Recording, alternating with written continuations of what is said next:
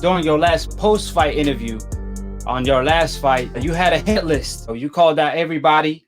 We could go through the list, but my main point is you said that you would love to fight Gervonta, but Floyd Mayweather is too smart. He won't make that fight.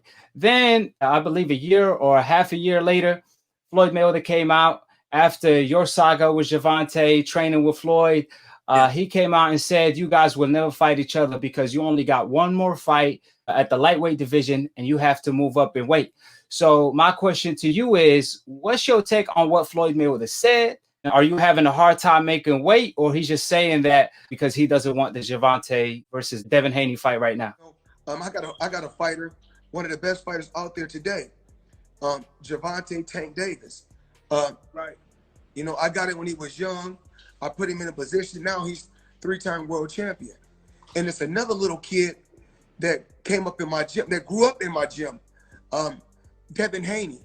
So he's with another promotional company, but he's still a young black kid that's trying to become the next Floyd Mayweather or surpass Floyd Mayweather. So with me giving him pointers, once again, you got the media, those other people saying, want me to bump heads with these young kids, and I'm not going to do that. There's no different from when my dad was training Oscar De La Hoya. I never cared. You know why? Because I know that my skills were second to none. If my dad was not with me and he still was able to get a check and make great money, I'm proud of my dad. And I'm not like that. I'm not one that's selfish. I'm not one that's jealous. If my dad is in a position to keep getting money, and he's one of the best trainers, if he's able to keep getting money, absolutely. I can't be jealous at Oscar De La Hoya when I know for a fact my pay-per-view numbers is the best out of any fighters in history. I've done the biggest numbers at the gates. And we can go on and on. And it's not knocking Oscar, but by far, if you name any fighter from the past, at the present time, right now, no fighter has done what Floyd Mayweather has done. I mean, Floyd was speaking for himself right there. That wasn't something that Devin Haney said. I always stress this time and time again that I will stay at 135 for the big fights. If it's a big fight, of course I'll stay at 135. And there's so many big fights to be made. If not, then I'll move up to 140. 135 is not easy for me to make. And I said this time and time again. I'm only getting bigger. My body's only maturing. But for the big fights and, obviously the big money, I'll sacrifice and stay at 135. Right. So, in your opinion, if Gervonta wants to fight like you do, can he tell Floyd Mayweather to make the fight happen, or you think Floyd just doesn't want it at all because he know what you're capable of? Or do you think if Gervonta requests a fight, then Floyd will make it happen? Precedent that the fight could be made. If he pressed for it to happen, like I'm pressing for it to happen, we the fighters. At the end of the day, we got say in our careers, we can make these fights happen. All that old across the street, all that old shit, that shit is non-existent. We can make these fights happen. Us fighters, we call the shots in reality. Right. You post on IG a meme of the duck tree, and you had Gervonta Tank Davis on it, and he got asked about that. He stated that you a clout baby. So what you got to say to that? I mean, at the end of the day, if Tank was to fight me, I'd be his biggest fight to date. I'd be his biggest fight, just like he would be mine. If Tiafimo, I would be his biggest fight. Ryan, all these guys, if they were to fight me, I would be their biggest fight up to date. So how am I looking for clout?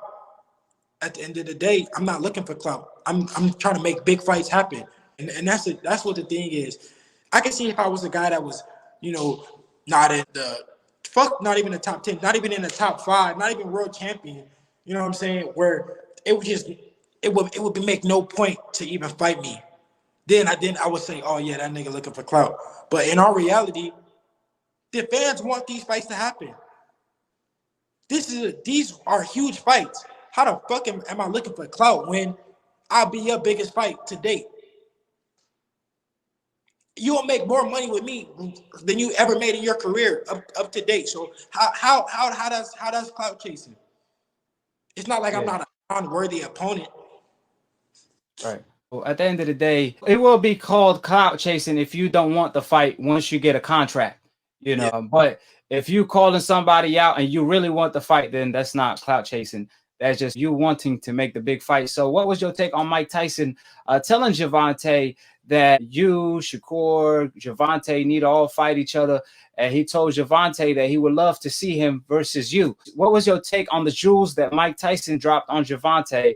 I sparred him when he was younger. We both was younger. Taxed him up a little bit. What do you think about Shakur Stevenson and Haney? They both good young fighters. You ever spar with them before?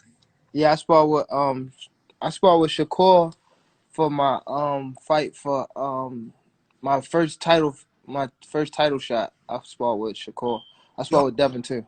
Y'all got spectacular guys in the division to fight. Y'all guys should be able to make a lot of money in 2 years, huh? Yeah, hopefully. If we all, fight each other. You all got to make a pact to fight each other. Listen, know what about fighters? Fighters are friends. If you're a fighter friend, you help them make some money, right? Your guys should come up with some conclusion and don't let your managers, you can say that let's make a fight. And then that's when your lawyers come in. Yeah, but none of them my friends. I don't have friends in boxing.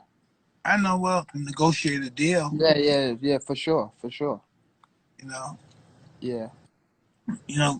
Two black men should be able to have a conversation about business and not be fighting with one another. Yeah, you're right. This age, this is how we have to handle business now. Yeah. Have to be civilized. Yeah. Yes, sir. I think that Tyson was the only person that was able to, stand up to Tank and tell him and not give a fuck what Tank had to say, or how he felt about him telling him the truth, that he actually wants to see these fights. It felt like everybody else was scared. Everybody else scared to say it, but Mike was the first person to actually stand up and say, hey, nah, you need to make these fights happen. This is a fight. I'm interested in seeing it. Right. When you think it's realistic for the fight to get made, when you think it's gonna get made, if it's gonna get made? I don't even know, to be honest. I really couldn't even tell you when it would happen or when it would be realistic, because only time will tell. We don't know when. We're not in negotiations or nothing like that. We haven't talked about it, so I couldn't even tell you. Right, but man, that's a big fight. It does need to happen. The world want to see that fight. It's between Floyd Mayweather prodigies, and we must find out the one. You obviously pushing for the fight, so hopefully that's a fight that's gonna happen. Hopefully the fans won't miss out on a great fight like this between two great champions. Now, it's been a lot said about your infamous sparring with Gervonta ever since you guys blew up on the scene. That's been the topic of conversation. There's a lot have been said. So can you break down what really happened? Because there's always two sides to every story. So can you tell us what really happened? It really hasn't even been two sides to the story, because we only heard my side. Like it's a secret. Like they don't even want to talk about it. I appreciate it. Devin Haney, the dream, for pulling up. This guy right here is the future of boxing, have the potential to be pound for pound #1. A lot of people feel like Devin Haney is the Kobe of boxing. So that's the potential that Devin Haney has. And one thing for sure, he won't be wasting his potential. So I appreciate you, Devin, for giving me the time out of your day. Talking to the fans has always been a pleasure. Like I said, at the end of the day, they could hate it or love it, but they must respect it. And we all respect Devin Haney, because you are Devin A. Boogie Haney, the A-class boogeyman in the sport of boxing. So I appreciate y'all for having me. And I'll see y'all soon. Tune in November 7th. Hold it. You're not that pretty. I'm a bad man. Wait. I took up the world. I took up the world.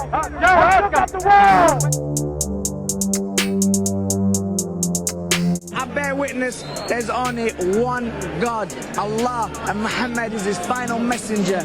That's what I said, Larry, on the Bungle fight. Thanking you. They call me the problem, but you could call me the can man, because anybody can get it.